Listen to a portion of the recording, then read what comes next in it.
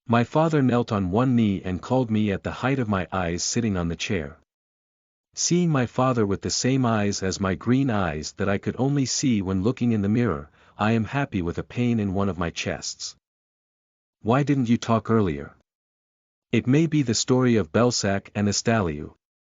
My dad knew they were bothering me, but it must have been a big shock as he knew for the first time today that I was even listening to such abusive words. In the old days, I was scared by Belsac's words that he would give a jailbreak as soon as possible, and I couldn't even think of asking for help from the adults. Eventually, my father did not know this until the day he died. I thought it was fortunate back then. Now, looking back, it was really stupid. When we were talked, he said I'm half blood and hit me more. These guys. My angry father jumped up as if he was going to punish Belsac and Estaliou right now. But my hand grabbed my father's sleeve. It's okay. I hit him a lot today, so he won't be able to say that again. If I do it again, I hit it again. My father, who was embarrassed for a while at my cool reaction, sat down again with a burst of bleak laughter. Tia, can I ask just one question? What is it? Why did you act differently today? It seemed that you wanted to know what had changed in my mind. From a parent's point of view, I wonder what my child is thinking. Because I know I can't stand it if I just keep quiet. When I was young I had endured it, thinking that if I endured like this, it will end someday. As I expected, as we got older, Belsac and Estaliou's harassment stopped, but it wasn't really over. Eventually, it turned into a different kind of violence and discrimination. So, if I won't be patient in the future, I'll hit them again, and if that doesn't work, I'll reach out to adults and cry. So don't worry too much. I said it and hugging my father, who looked at me with sad eyes. My father, who had been hardened for a while, as if surprised, patted me on my back. But Tia, why are you suddenly calling your father? I would like you to call me Dad as before. Oh. I originally called my father, Dad. I felt sorry for the sudden sense of distance, and my father's eyes were falling. I finally met my father again, who died 10 years ago, but I can't even do that. Dad. I said it and holding my father's arms more sweetly. Let's we live happily together for a long, long time one, ha ha ha. Anyway, Tia. Dad doesn't know what I said right now. You won't know it in the future. This time, I won't do anything like that again, letting go of it in vain. I will save it. Neither Dad nor this Lombardy. **** Office room of the Overlord. Lulac rubbed his white brows and looked at the book in front of him. He sends a person to bring another one from the library, the book that Florentia had before. It was because he wondered if he remembered the contents of the book incorrectly. This book was a study of a new mysterious tribe discovered about a decade ago at the southern tip of the Empire. Point 2 The authors introduced that they live in the forest and have a very closed culture.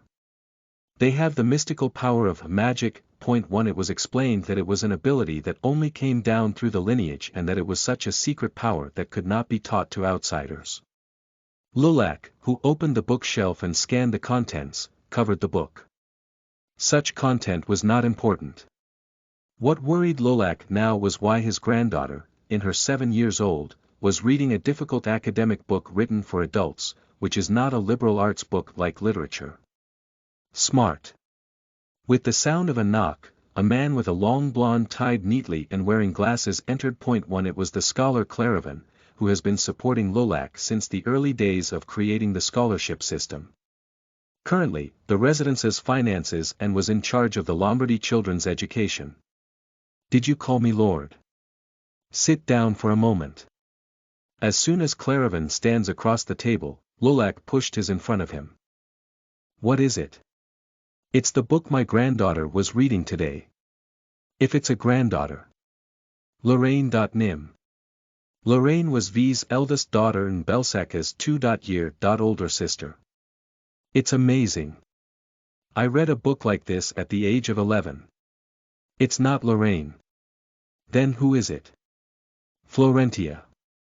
At Lulak's words, Claravan frowned. He wondered if Lulak was joking in front of him. I'm not kidding. But Florentia.nim is still 7 years old. Claravan, who held up the book as if checking the contents of the book as Lulak did, seemed to be in doubt. Wouldn't it be that you just liked the cover of the book and had it? The dark green cover, like the forest in which the people of the South live, could have looked pretty to the eyes of a child. When I'm 7 years old, I'm only at the age of knowing how to read children's books or a few books. Usually it is. Then, are you saying that Florentia.nim is not common? I called you to find out. If so, from next time, let Florentia also take classes with other children. Once a week, Claravan gathered the children of Lombardy and gave a class. Subjects follow classes regardless of age. The only children in the class who are expected to be able to attend are the only child, brothers, and sisters of V's and the 11-year-old twin brothers of Shaunanet, the only daughter of Lulak.1. Florentia.nim is still too young. A 7-year-old will find it difficult to sit in one place for such a long time, rather than understand the class. That's also generally the case. Claravan, who read something meaningful from Lulak's words, narrowed his eyes. What the hell are you trying to check, Lord Lulak? Well, Lulak's thick fingers struck the desk. Florentia's mother was a nomad who flowed into this city. She was beautiful in appearance, but there was no other special corner. Now the face is faint, but only 2 strong green eyes remember the woman who remained deeply impressed, Lulak said. That's why it's true that I didn't pay much attention to Florentia. Looking at it from today. He remembered the face of his granddaughter, who was saying everything she had to say without shed a drop of tears even though her hair was messed up here and there. Because I thought there might be someone who inherited Lulak's blood. When he remembered how she was swinging a book on top of Belsac, who was much larger than she was, a rare joyful smile appeared on Lulak's wrinkled face. Chapter 6. You are listening at novelfull.audio. Tia, what would you like to have as a birthday present? My father asked me when I was watching the servants take out the breakfast bowls. As a result of a very careful search last night, I was able to find out that I was still 7 years old and had about a month left on my 8th birthday. A teddy bear. A very big teddy bear, I want to have it. I shouted out loud, picking a gift that a 7-year-old child would want. But don't you hate dolls? Ah. It ruined. Since I was a child, I wasn't happy with dolls whether they resemble humans or animals. I feel like they were alive and moving at night. I said that I wanted to have a huge teddy bear. My father looked at me as if it was a little strange, and sweat was flowing behind my back. Now, when I think about it, I think dolls are not good. Then what would you like to buy? I had nothing to remember.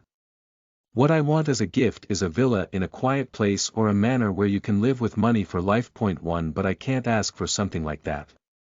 I must tell you to buy a suitable book or one.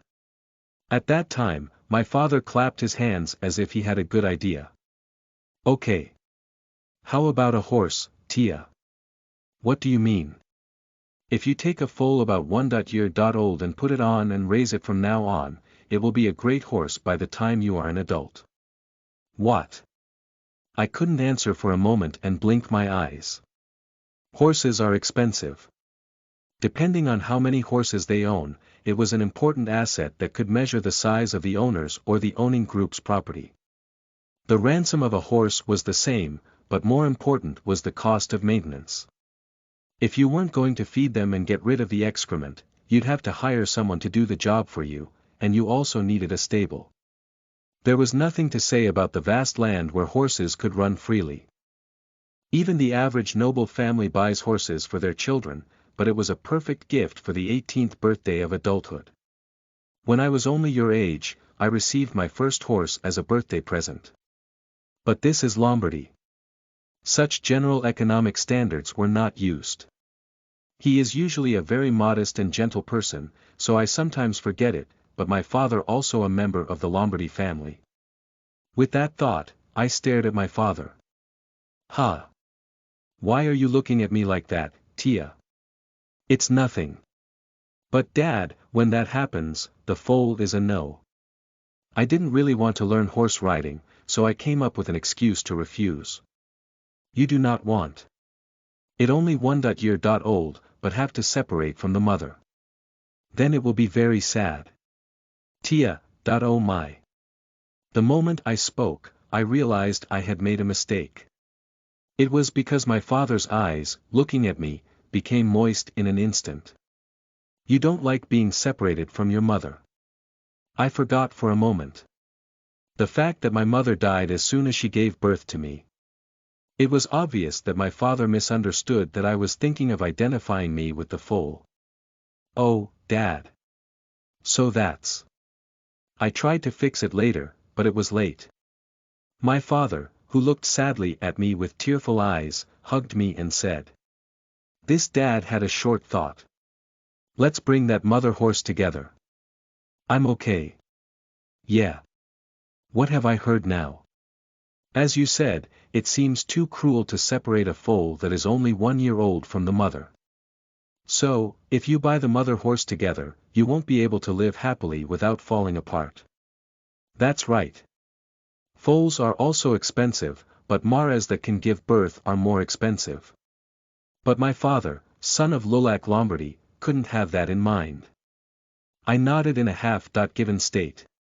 "How can our Tia be so good at heart?" My father stroked my hair as if it were lovely to the world and then hugged me tightly again. "Okay.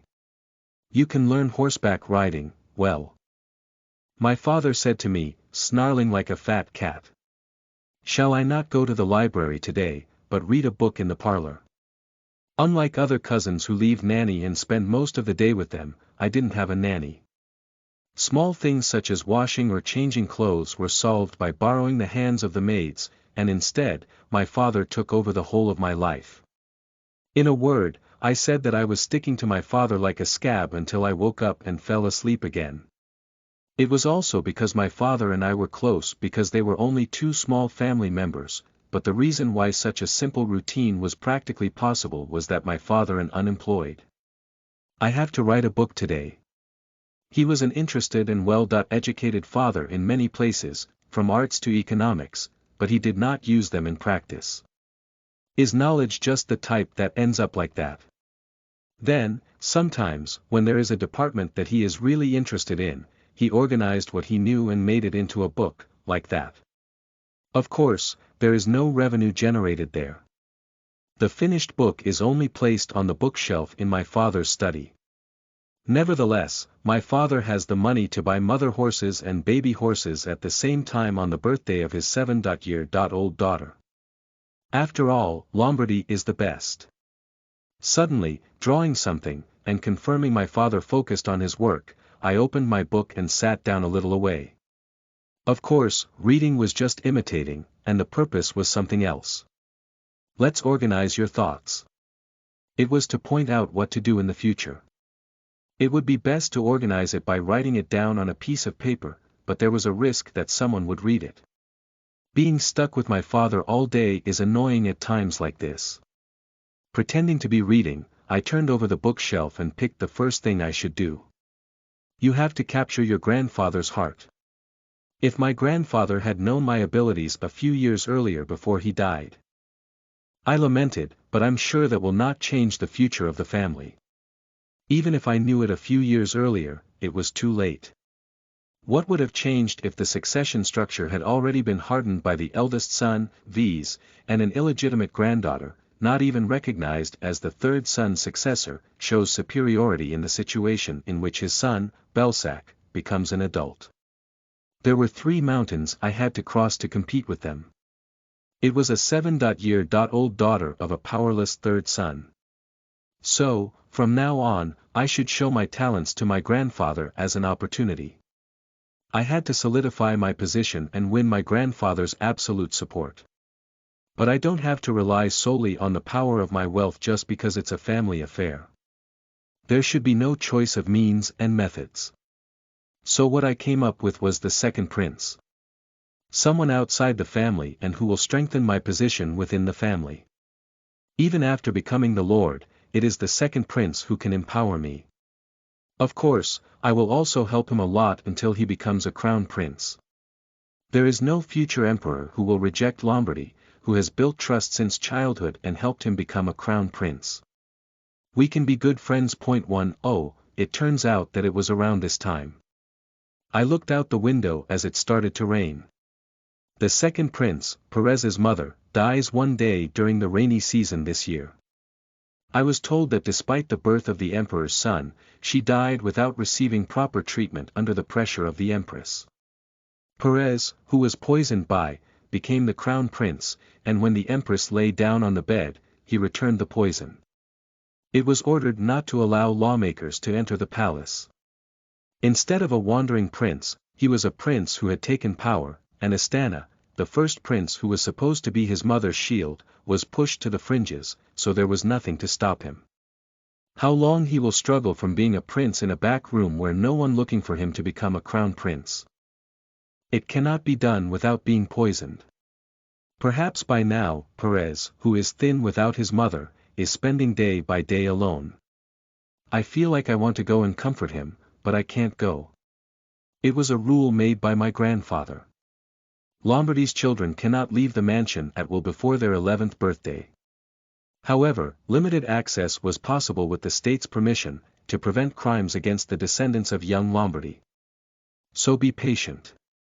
I didn't mean to let go of my hands until I was 11 years old. But now was the time to focus on the work inside the family. The next thing is to create an opportunity to go to the imperial palace.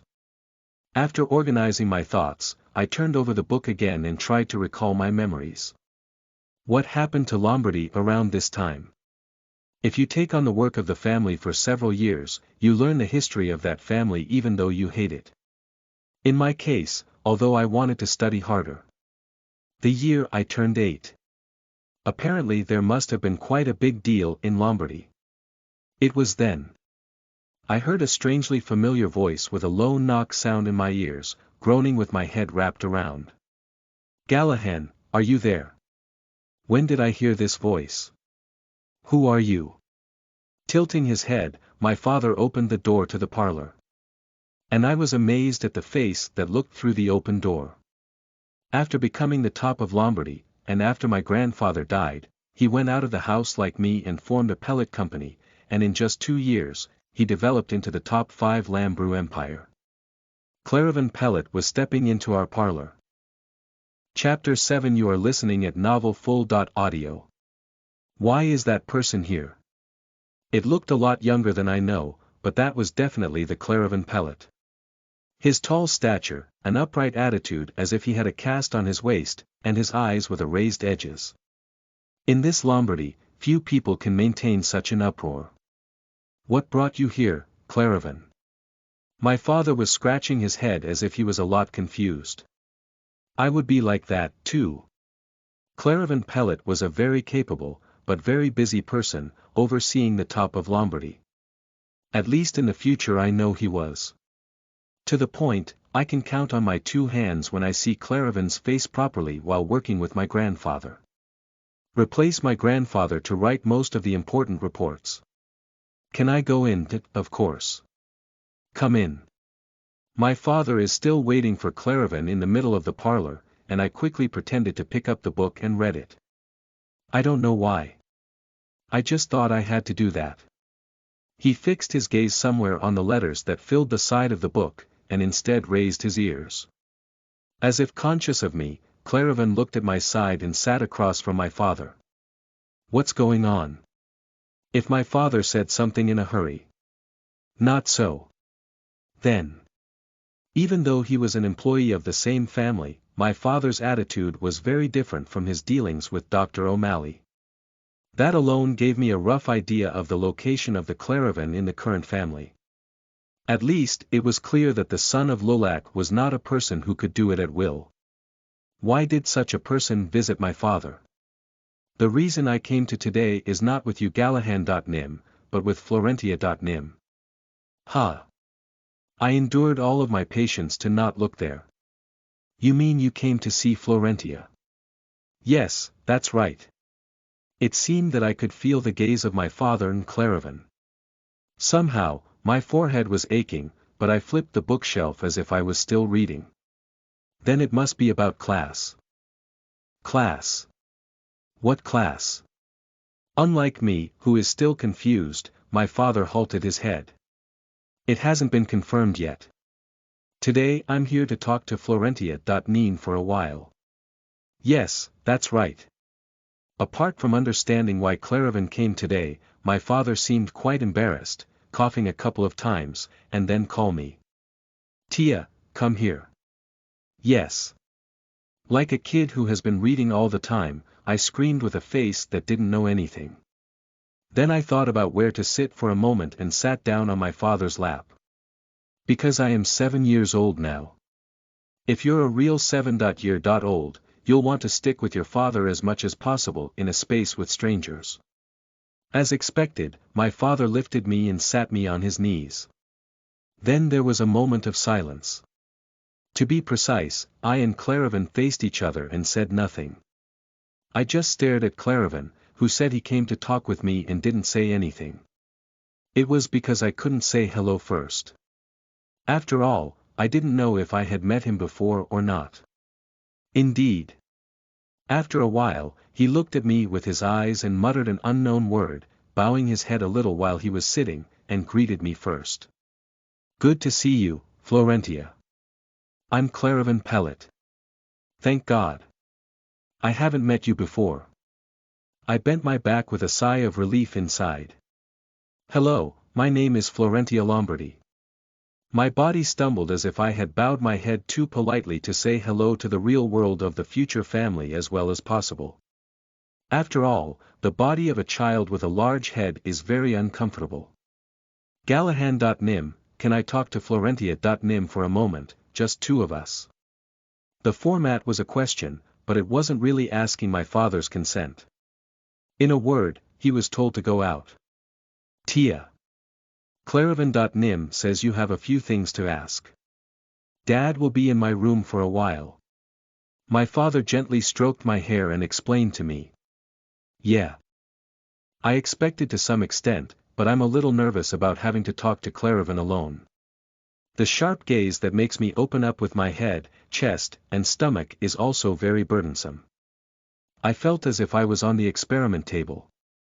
When the door of my father's room closed, Claravan stood up and brought something from there. It was a book called that I was reading a while ago.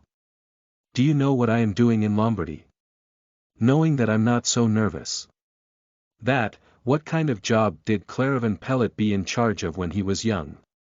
I shook my head out loud. I'm teaching the younger heirs of the family who will lead this Lombardy in the future. Ah. Class. Now I understood the conversation between my father and Claravan. Since I was 9 years old, I had been taking lessons from an education officer for a while. But the teacher at that time wasn't Claravan. Before that, did he move to another position?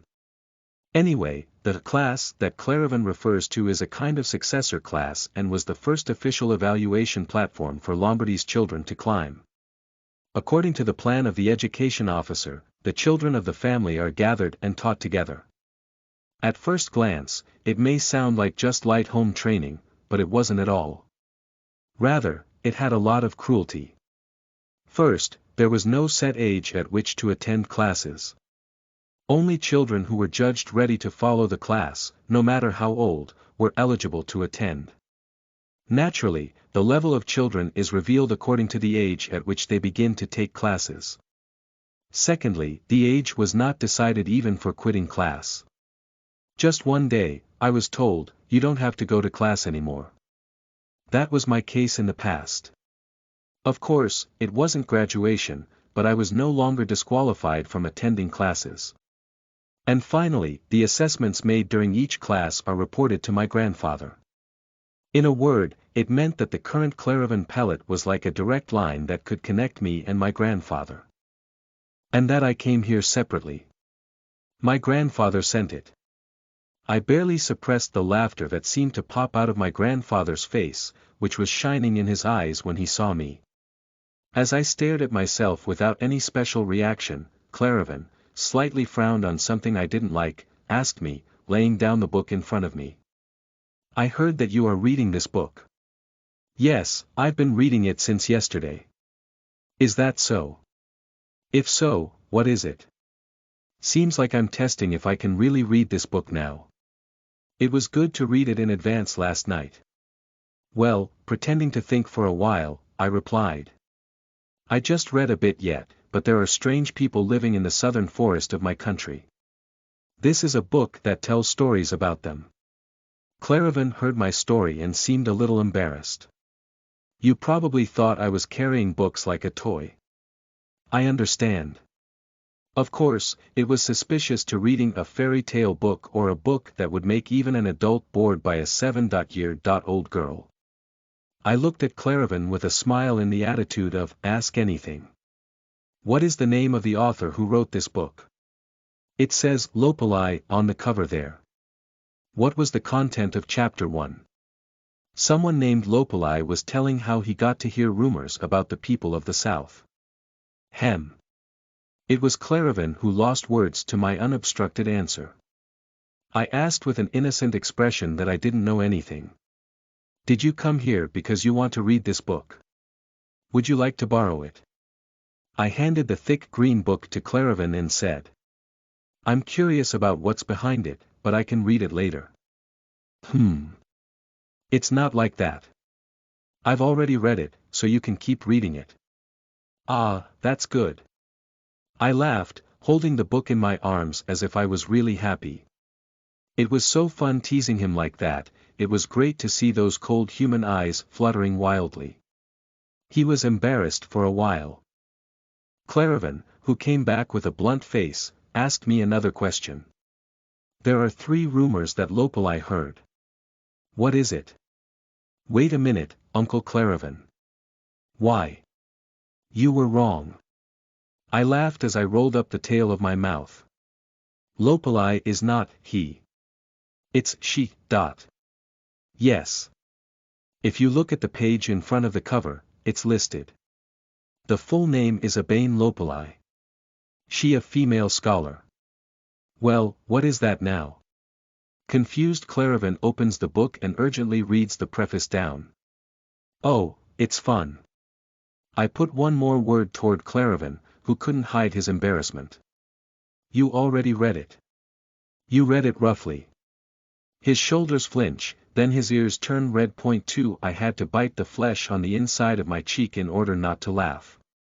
Cleverly, who covered the book with a sound, said with fear, looking at me sitting with a relaxed expression.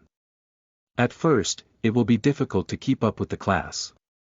You will learn a lot of new things." I nodded and said brightly as if welcoming. "We do not treat you special because you are young. You will be taking classes with your cousins who are older than Florentia. I think it will be fun. How to make the moon look brighter when the night sky is dark. One I would look smarter next to them." Excitedly, seeing me running around with my short legs, Claravan sighed a little and said, as if giving up. "And not uncle. Call me a teacher." Finally, permission has run out. Before Claravan changed his mind, I quickly replied out loud. "Yes, teacher. You're taking classes at the age of 7. Perhaps the fastest in Lombardy history. How is Claravan going to report what happened today to my grandfather?" The imagination made me feel better, and I laughed at Claravan. Chapter 8. You are listening at NovelFull.audio. Lulak's mandate was to bring Florentia to the class. However, Claravan's suspicions were too big to follow orders without examining it himself. A 7-year-old kid reading such a book. That cold-hearted old man, does he become the mother of a hedgehog in front of his granddaughter? Claravan's thought, knocking on the door of the room used by Gallahan and Florentia. As he walked inside with a surprise greeting from Gallahan, he found Florentia reading a book in one of the parlors. As if he was seeing, she was reading on a green cover. She can't really be reading. From the start, Claravan didn't believe Lulak's words. He had no intention of taking another 7-year-old who knew nothing and risking ruining the atmosphere of the class he had been struggling with. He was thinking of convincing Lulak by confirming that today Florentia was just looking at the book as a picture book. "Tia, come here." At Gallahan's call, Florentia walked over to the book. Curly brown hair tied with a ribbon and white cheeks with a peculiar blushing appearance of a child were impressive. But apart from that, Florentia still looked too young. This was especially the case for sitting on her father's lap. But there is only one thing. There was something that shook the heart of Claravan, who was convinced. It was a bright green eye that resembled her father, Gallahan. How many 7-year-old children were facing each other with a smiling face without avoiding the eyes of an unfamiliar adult who was deliberately staring at them? Sure. It was worth saying that Lulak saw this child and had his blood thick. Certainly, Florentia looked closer to the personality of his grandfather, Lulak, rather than his father, Gallahan. But still a child. Even if it might appear bold in the future, it was a completely different story from the hypothesis that he had a genius brain to read and understand professional books at the age of 7. But Claravan's thoughts shattered when he started talking to Florentia. "I haven't read a bit yet, but there are strange people are living in the woods south of my country. This is a book that tells stories about them." The child was surprisingly grasping the contents of the book. Someone may know this much. Claravan thought so, trying not to be shaken. "What is the name of the author who wrote this book? Is it written Lopalai on the cover there? What was the content of chapter 1? The man named Lopalai was telling how he got to hear rumors about the people of the South. However, despite continuing questions, there was nothing more to say when Florentia responded unobstructedly. "Is it really that this child understands everything and reading properly?" Claravan's confusion did not end there. "Lopalai isn't he. It's she. Yes. If you look at the page in front of the cover, it's listed. The full name is Abane Lopalai. She is a female scholar. You've been pointed out by a young Florentia. Although it was a book I read a long time ago, it was a mistake that I did not know that the author and speaker Lopalai was a woman. It was the result of inadvertently thinking that it was men who published such famous research books." Claravan realized his fault in front of Florentia's stupid eyes and blushed in embarrassment. "You already read it. You read it roughly. Eventually, I was even teased by a child." At the moment when he thought that the smile was very familiar with only the corner of his mouth raised, Claravan frowned.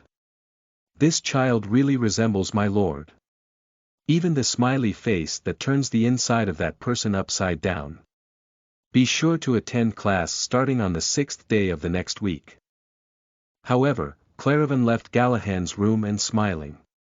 "I had to change my job to be an educational teacher then officer. Let's try a little more. If it's a child, it might taste a little to teach." After a short period, he regained his motivation and hurried back to his office to prepare for the class. It's been a long time since the sun has risen, so shall we go for a picnic in the garden?